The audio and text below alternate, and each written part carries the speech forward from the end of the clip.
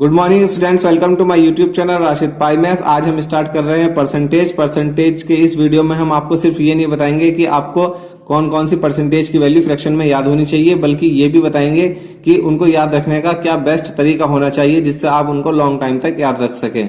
और साथ ही साथ ये भी डिस्कस करेंगे अगर कोई परसेंटेज की ऐसी वैल्यू आ जाए जो आपको फ्रैक्शन में याद ना हो तो आप उसको परसेंटेज से फ्रैक्शन में किस तरह से कन्वर्ट कर सकते हैं, और कुछ इंपॉर्टेंट पॉइंट भी डिस्कस किए जाएंगे जो आपके लिए बहुत ही ज्यादा हेल्पफुल रहेंगे। तो वीडियो लास्ट तक देखें। तो सबसे पहले स्टार्ट करते हैं परसेंटेज वर्ड से ही स्टार्ट करते हैं। परसेंटेज, ठीक है। तो परसेंटेज दो शब्द से मिलकर बना है, पर प्लस सेंटम, ठीक है। पर का मतलब होता है प्रति और सेंटम का मतलब होता है 100, यानी कि कोई चीज प्रति 100 में कितनी है, ठीक है। तो इसका मतलब होता है परसेंटेज। किसी चीज का 100 में होना ही क्या कहलाता है? परसेंटेज कहलाता है। तो यहां से हम स्टार्ट करते हैं। पहला पॉइंट जिसको हमने ए नाम दे दिया। अगर सपोज कीजिए कोई चीज 2 में 1 है तो इस तरह से लिखा जाएगा। अगर किसी बच्चे के 2 में से 1 मार्क्स आए इसी तरीके से तो लिखा जाएगा। तो कोई चीज अगर 2 में 1 है तो वो 100 में जो होगी उसका क्या कहलाएगी? परसेंटेज कहलाएगी। तो अगर कोई चीज 2 में 1 है तो 100 में कितनी होगी? तो हम क्या कर देंगे? 100 से मल्टीप्लाई कर देंगे। तो इसको अगर हम सॉल्व करेंगे तो कितना आएगा? 50 आएगा। 2 में 1 है मतलब आधी है, तो 100 में कितनी होगी? 50 होगी, यानी कि 100 की क्या होगी? आधी होगी। तो 100 में होना ही क्या कहलाता है? परसेंटेज कहलाता है। तो ये 100 में कितना आया? 50 आया, तो ये क्या होगा? 50% होगा, ठीक है। और एग्जाम्पल लेते हैं। अगर कोई चीज 4 में 1 है, ठीक है, 4 में 1 है तो 100 में कितनी होगी? तो 100 से हम मल्टीप्लाई कर देंगे। तो इसको अगर हम काटेंगे इससे 4 से 100 को तो कितना आएगा? 25 आएगा। तो 4 में 1 है, इसका मतलब 100 में कितनी होगी? 25 होगी। और 100 में होना ही क्या कहलाता है? परसेंटेज कहलाता है। तो ये 25% आ गया, ठीक है। तो इसका मतलब ये हुआ कि हाफ जो होता है 50% होता है, 1/4 जो होता है 25% होता है। इस तरीके से आप देख सकते हैं। अगर कोई नंबर कंप्लीट नंबर आ जाए आपके पास 3, 4, 2 इस तरह से, तो ये क्या होगा ये देखेंगे हम। तो अगर कोई चीज, इसको हम कैसे लिख सकते हैं? 1 में 3 गुना, तो 100 में कितनी हो जाएगी? तो कितना आ जाएगा? 300। तो ये आ जाएगा 100 में होना ही क्या कहलाता है? परसेंटेज। अगर कोई चीज 1 में 3 है, 3 गुना है, तो 100 में क्या होगी? 3 गुना होगी, यानी कि 300 होगी। तो 300% हो गया। तो यहां से हमने देखा फ्रैक्शन से कैसे बन गई वैल्यू हमारी? परसेंटेज में बन गई। ये फ्रैक्शन में था 1/4, क्या में आ गया? परसेंटेज में आ गया। 3 क्या था? नंबर में था, ये भी क्या में हो गया? परसेंटेज में हो गया। तो किसी फ्रैक्शन की वैल्यू को या किसी नंबर को परसेंटेज में कन्वर्ट करने के लिए हमें क्या करना पड़ता है? 100 से मल्टीप्लाई करना पड़ रहा है, ठीक है। तो यहां पर लिखेंगे हम to convert in percentage. Percentage में कन्वर्ट करने के लिए क्या करते हैं? एरो लगा देते हैं, मल्टीप्लाई बाई 100, 100 से मल्टीप्लाई कर देते हैं। To convert in percentage multiply by 100, तो 100 से मल्टीप्लाई कर देंगे जब कभी भी आपको परसेंटेज में कन्वर्ट करना होगा। देखिए आप 1/2 है, 100 से मल्टीप्लाई किया, परसेंटेज में आ गया। 1/4 है, 100 से मल्टीप्लाई किया, परसेंटेज में आ गया, ठीक है। 3/1 है, 100 से मल्टीप्लाई किया, परसेंटेज में आ गया। तो इसका मतलब ये हुआ कि 100 से अगर हम मल्टीप्लाई कर देते हैं किसी भी नंबर को या फ्रैक्शन वाली चीज को, तो वो क्या हो जाती है? परसेंटेज में कन्वर्ट हो जाती है। जैसे यहाँ नंबर है और यहाँ पर ये फ्रैक्शन में है, तो चाहे फ्रैक्शन में हो चाहे नंबर हो, 100 से मल्टीप्लाई करने से वो परसेंटेज में कन्वर्ट हो जाती है, ठीक है। अभी हमारा ये ए पॉइंट हो गया। अब हम बी पॉइंट डिस्कस करते हैं, ठीक है। तो बी पॉइंट में आप ऐसे देखेंगे और इसका उल्टा करेंगे। सपोज कीजिए आपके पास 50% है, तो 50% का मतलब क्या है? किसी चीज का 100 में होना ही क्या कहलाता है? परसेंट कहलाता है। तो अगर 50% है तो वो 100 में 50 होगा। तो इसको सॉल्व करेंगे तो कितना आ जाएगा? 50 से इसको काटेंगे, 51 जा 50 और 52 जा 100, तो कितना आया? 1/2। इसी तरीके से आप एक एग्जांपल और ले सकते हैं। 75% है सपोज, तो 75% का मतलब क्या है? 100 में 75। किसी चीज का 100 में होना ही क्या कहलाता है? परसेंटेज कहलाता है। तो अगर 75% है तो 100 में 75 होगा, ठीक है। तो यहां से अब इसको सॉल्व करेंगे। 25 3 जा 75, 25 4 जा 100, तो ये कितना आ गया आपके पास? 3/4, ठीक है। इस तरीके से और एग्जांपल लेते हैं। सपोज कीजिए आपके पास क्या है? 100% है। 100% का मतलब क्या हो गया? 100 में 100 है ना, 100 में 100 तभी तो 100% कहलाएगा, पूरे में पूरा। तो ये कितना आ गया आपके पास? 1 आ गया, ठीक है। तो अगर 1 है तो इसका मतलब क्या हो गया? 100% हो गया। इस तरीके से अगर 3 है तो क्या हो गया? 300% हो गया। और देखते हैं एक एग्जांपल। वीडियो आप पूरा लास्ट तक देखें, बहुत इंपॉर्टेंट पॉइंट डिस्कस किए जाएंगे। अभी तो ये स्टार्ट हो रहा है आपके लिए, बेसिक थोड़ा सा आपका बेस बनाया जा रहा है, ठीक है। सपोज कीजिए आपके पास ये है 66 एंड 2/3%, तो इसको आपको देखना है। तो परसेंट आपको बताया जैसे क्या होता है 100 में, तो 66 2/3% है, तो इसका मतलब 100 में 66 2/3 है। तो यहाँ से सॉल्व करेंगे तो क्या आएगा, 66 का 3 से मल्टीप्लाई होगा तो कितना होगा 198, और 198 में 2 प्लस किया जाएगा तो कितना हो जाएगा 200, और डिवाइड का 3 ऐसे लिखते हैं, और ये जो ओवरऑल 100 है वो हमने ऐसे लिख दिया। तो यहाँ से जब हम इसको सॉल्व करेंगे 2 0 से 2 0 कट जाएंगे तो कितना आ जाएगा आपके पास 2/3। तो यहाँ से भी आप देख सकते हैं कि परसेंटेज से कैसा आ गया, फ्रैक्शन में आ गया, परसेंटेज से कैसे कन्वर्ट हो गया, फ्रैक्शन में हो गया, परसेंटेज से ये क्या में कन्वर्ट हो गया, नंबर में हो गया, ये भी परसेंटेज से क्या में चला गया, फ्रैक्शन में चला गया।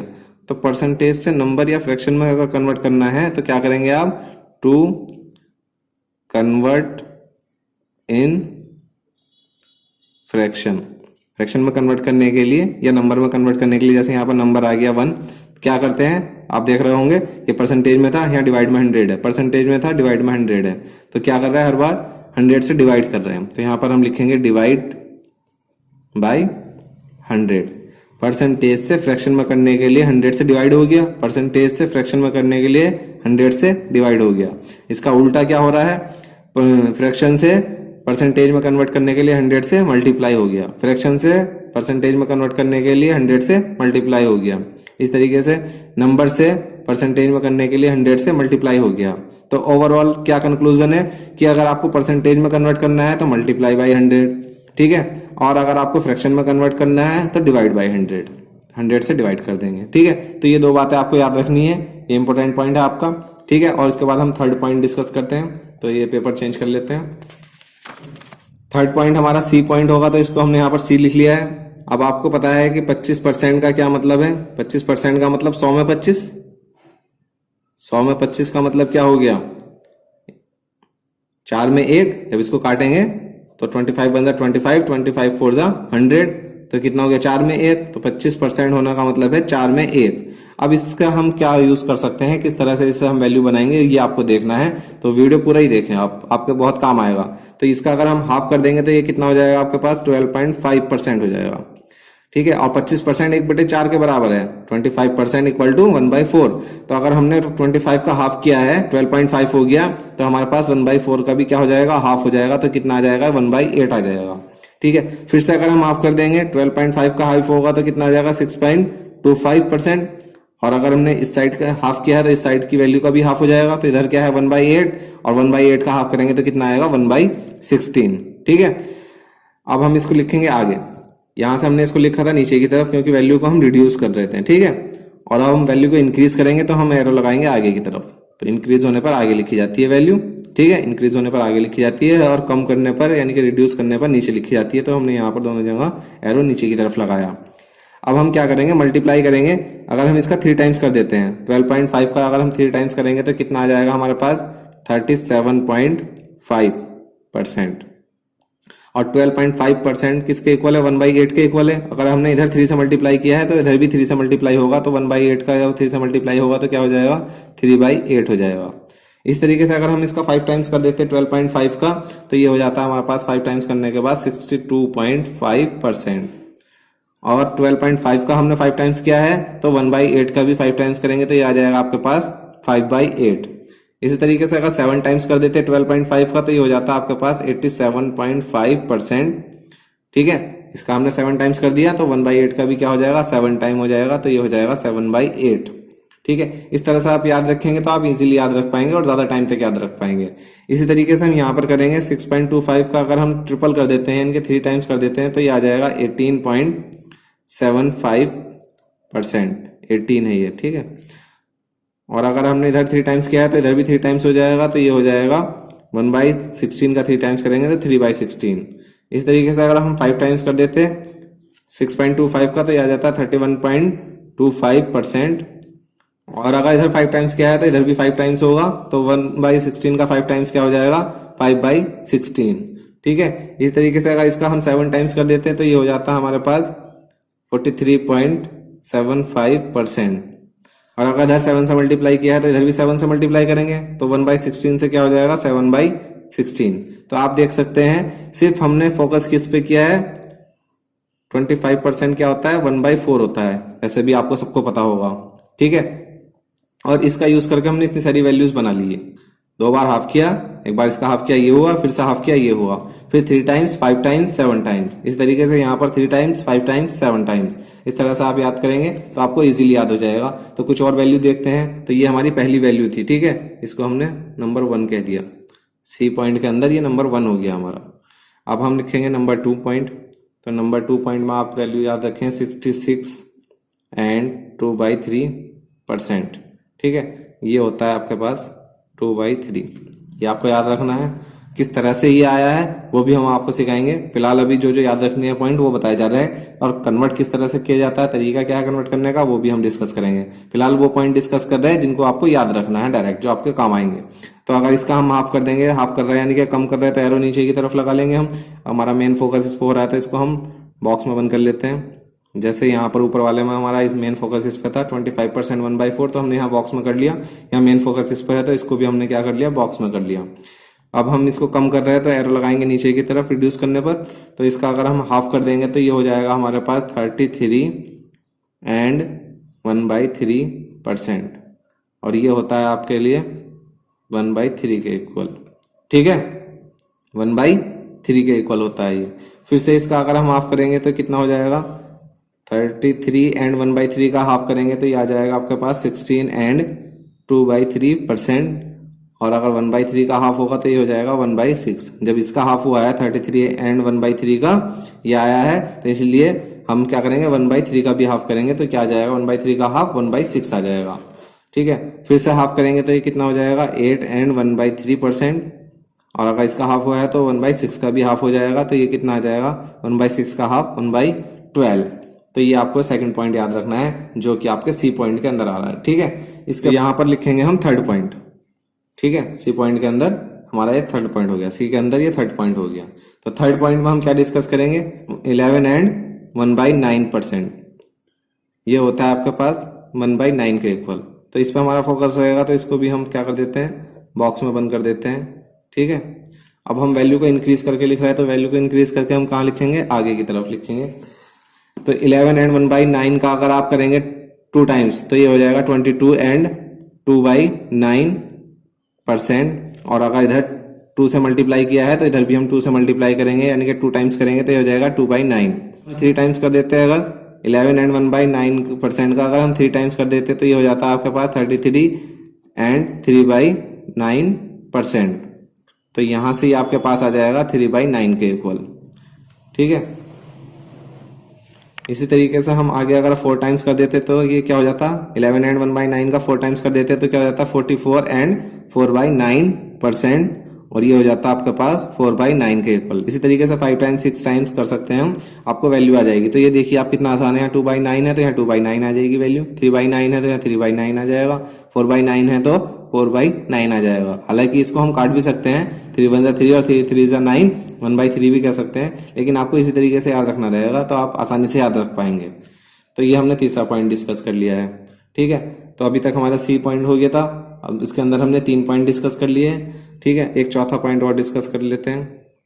सपोज कीजिए परसेंटेज में वैल्यू आपके पास इस तरह से है, तो इसके लिए आप क्या करेंगे, इसको किस तरह से कन्वर्ट करेंगे ये आपको देखना है। तो 100 से बड़ी वैल्यू आ गई तो आप इसको 100 में ब्रेक कर लेंगे। 100% प्लस 14 एंड 2/7%। 100% कितना होता है, 1 होता है। 100% मतलब पूरा पूरा, यानी कि पूरा 1 आ जाएगा। ठीक है, अच्छा, प्लस ये कितना हो जाएगा, इसका मतलब क्या है, परसेंट लगाया ना, तो 100 में 14 एंड 2/7, इस चीज का 100 में होना ही तो परसेंटेज कहलाता है। तो यहां से ही आ जाएगा आपके पास 1 प्लस, और 14 7 का कितना हो गया 98, और प्लस 2 करेंगे तो कितना हो गया 100, और डिवाइड में कितना लिखेंगे 7, और ओवरऑल कितना चल रहा है 100। तो 100 से 100 कट जाएगा तो कितना आएगा 1/7। ठीक है, तो यहां से 1 प्लस 1/7, और ये हो जाएगा आपके पास 8/7। तो यहां से आप कह सकते हैं कि 114 एंड 2/7% 8/7 के इक्वल है। तो इस तरह से अगर 100 से बड़ी वैल्यू आ जाएगी तो आप उसको 100 में ब्रेक करके बाकी बचे हुए को परसेंटेज में कन्वर्ट कर लेंगे, और फिर दोनों को एलसीएम लेके हम सॉल्व कर देंगे तो ये आ जाएगा। ठीक है, तो यहां से हमने ये पॉइंट भी डिस्कस कर लिया। तो ये हमारा सी के अंदर चौथा पॉइंट हो गया। उसके बाद पेज को और चेंज करेंगे। अब डिस्कस करते हैं डी पॉइंट। सी के अंदर हमने 4 पॉइंट डिस्कस किए हैं, अब हम डी पॉइंट डिस्कस कर रहे हैं। डी पॉइंट में आपको क्या बताना था? डी पॉइंट में आपको ये बताना है कि a% ऑफ b इक्वल होता है b% ऑफ a। इस बात को हम एग्जाम्पल से समझेंगे। एग्जाम्पल लेते हैं पहले एक आसान सा, ठीक है। 25% ऑफ 100 अगर आपको निकालना है तो आप 100% ऑफ 25 भी कैलकुलेट कर सकते हैं। दोनों वैल्यूज क्या होती है? इक्वल होती है। इसलिए हमने लिखा है a% of b equal to b% of a। मतलब क्या है? 25% ऑफ 100 निकालो या 100% ऑफ 25 निकालो, दोनों वैल्यूज हमेशा इक्वल रहती है। तो इसको हम पहले निकाल के आपको वेरीफाई कराते हैं, फिर उसके बाद इसका यूज बताएंगे, यूज किस तरह से होगा। अब आप क्या करेंगे? परसेंटेज को हटाएंगे तो आपको क्या करेंगे? डिवाइड में 100। परसेंटेज को जब आप रिमूव करते हैं या कह सकते हैं आप परसेंटेज से फ्रैक्शन में वैल्यू बतानी है आपको, तो क्या करेंगे? 100 से डिवाइड करेंगे, अभी हमने डिस्कस किया था, ठीक है। और ऑफ का मतलब होता है मल्टीप्लाई, तो आपने लिख दिया है मल्टीप्लाई। इस तरीके से यहाँ पर जब परसेंटेज से फ्रैक्शन में जा रहा है या नंबर में जा रहा है तो हम क्या करेंगे? डिवाइड करेंगे 100 से, तो परसेंटेज का साइन रिमूव हो जाता है जब 100 से डिवाइड कर देते हैं। और अगर 100 से मल्टीप्लाई कर देते हैं तो परसेंटेज का साइन आ जाता है, ठीक है। तो यहाँ ऑफ की जगह क्या जाएगा? मल्टीप्लाई, और ये 25। तो यहाँ 100 से 100 कट जाएगा, यहाँ भी 100 से 100 कट जाएगा, तो ये 25 इक्वल टू 25। तो इसका मतलब ये होगा 25% ऑफ 100 निकालेंगे तब भी 25 ही आएगा, और 100% ऑफ 25 निकालेंगे तब भी 25 ही आएगा आपके पास, ठीक है। इस बात को और अच्छे से समझने के लिए इसका एक एग्जांपल ले लेते हैं जिससे आपको क्लियर हो जाए कि इसका यूज हम किस तरीके से कर सकते हैं। सपोज कीजिए आपको 378% ऑफ 100 निकालना है, ठीक है। तो ये आपका 378% निकालना 100 का थोड़ा सा मुश्किल होगा, तो आप क्या कर सकते हैं? 100% ऑफ 378 निकाल सकते हैं, क्योंकि दोनों की वैल्यू क्या होगी? इक्वल होगी। जैसे अभी हमने डिस्कस किया था a% ऑफ b या b% ऑफ a इक्वल रहता है। तो 378% ऑफ 100 निकालना हो या 100% ऑफ 378 निकालना हो, दोनों वैल्यू क्या होती है? बराबर होती है। तो अगर आपको इसकी वैल्यू निकालनी है तो आप ये निकाल सकते हैं इजीली। और आपको पता है कि 378 का 100% मतलब पूरा 100% मतलब कंप्लीट, तो कितना आ जाएगा? 378 ही आ जाएगा।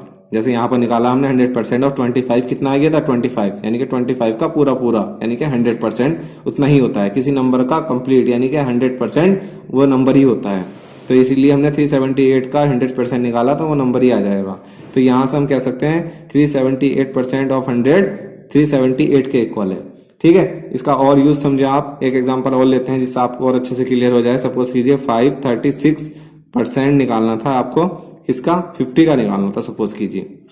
तो आप क्या कर सकते हैं? 50% ऑफ 536 निकाल सकते हैं। इसकी वैल्यू निकाल लें या इसकी निकाल लें, दोनों वैल्यू क्या होगी? इक्वल होगी। तो यहां से हम कह सकते हैं कि अगर किसी नंबर का 50% निकालना है तो वो नंबर क्या हो जाएगा? आधा। 100% निकालना है तो वो नंबर पूरा आ जाता है, और किसी नंबर का 50% निकालना है तो वो क्या हो जाएगा? आधा हो जाएगा। तो अगर 500 का हम आधा करते तो कितना हो जाता? 250, और 36 का आधा कितना हो जाएगा? 18। तो 250 और 18 हम प्लस करेंगे तो कितना हो जाएगा? 268। तो अगर 536% ऑफ 50 निकालना है तो वो 268 आएगा, ठीक है। तो ये आप आंसर हो। बाकी का पोर्शन परसेंटेज का हम कल की वीडियो में डिस्कस करेंगे, क्योंकि वीडियो बहुत ज्यादा लंबा हो जाएगा। और उस वीडियो को आप जरूर देखें, क्योंकि उसमें हम आपको ये बताएंगे कि परसेंटेज की वैल्यू आप बिना कॉपी पेन के किस तरह से जबानी निकाल सकते हैं, ठीक है। तो उस वीडियो को देखना ना भूलें, बहुत काम आएगी आपके परसेंटेज ही नहीं बल्कि पूरे क्वांटिटी एप्टीट्यूड के लिए वो वीडियो हेल्पफुल रहेगी। तो आप देखें किस तरह से आप बिना कॉपी पेन के परसेंटेज निकालेंगे। कल की वीडियो जरूर देखें। तो मिलते हैं कल की वीडियो में। अगर आपको ये वीडियो पसंद आया, लाइक करें, शेयर करें, अपनी राय में कमेंट बॉक्स में बताएं। Thanks for watching.